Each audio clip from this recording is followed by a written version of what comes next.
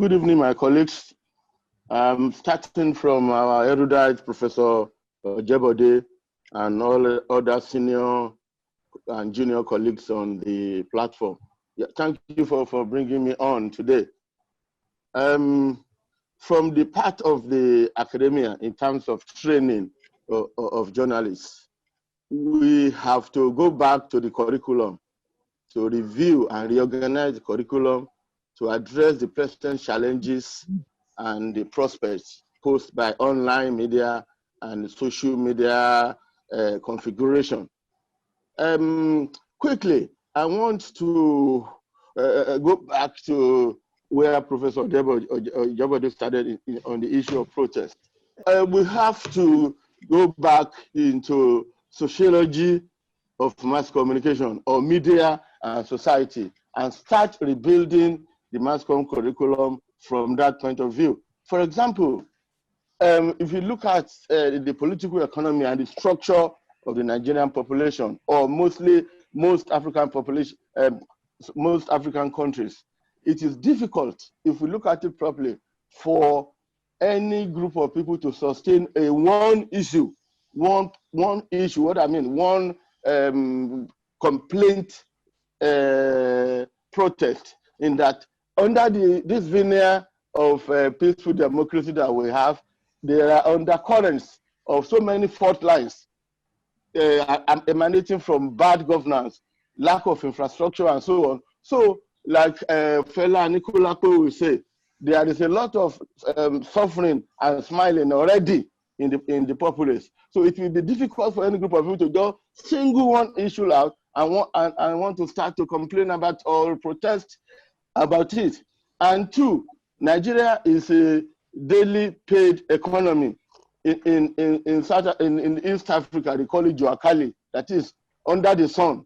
People go out and make their daily bread daily. So it is difficult. It will be difficult for anybody to shut out the economy and then try to sustain a protest based on shutting the economy. Number two, we are already doing it in our curriculum. Peaceful protest. Where does it start? Where does it end? Can you block a bridge or a major road peacefully? That's one of the things that we are teaching. We are also teaching our people, our students, that the definition of news, the structure of news has to be revisited. Now you now have the sharer, that is, somebody can receive fake news, whether fake or real, and begin to share it. That person is also participating in the information dissemination paradigm. We have to look at that. We have to train journalists on fact checking, and then train people who are already on the field, especially people working as PR men, especially for NGOs, to try and look at the architecture of training on seminars and workshops and training for the general populace to begin to understand that we are in a new era now in terms of news dissemination. And also, we cannot use international narratives to begin to address Nigeria issues. We have to look, like I said, you have to look at our political architecture here, look at our people. If you start a one-issue campaign as, okay, for example, NSAS, before you know it, people wanting their own countries to join you, people wanting, people who are suffering from lack of infrastructure, no road, no hospital, no everything, everybody will join you. And you'll be, whatever you are doing will be drowned in that. So we, in terms of addressing protests, people should begin to look at the problem of sustaining a protest in a daily paid Joakali economy, and also peaceful protest. Can you block a road peacefully? Can you stop people from not joining you? You have a right to protest. You also have a right, people also have a right not to join you. That is that. And then on the issue, the training we also have to the training we have to provide. We also have to deal with when especially people in television.